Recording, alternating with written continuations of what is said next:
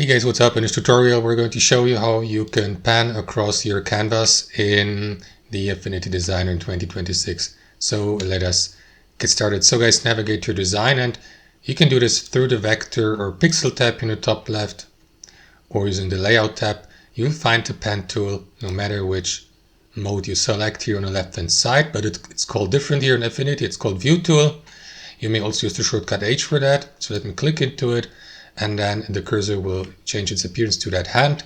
Left click, hold your left mouse and move your mouse to pan across your canvas. Alternatively guys, if I switch back to the select tool, you may use not backspace of course, but space on your keyboard. Press and hold it, and then a left click and hold your left mouse to pan across the canvas without selecting the view tool on the left hand side. So that's it. Thanks for watching and have a wonderful day.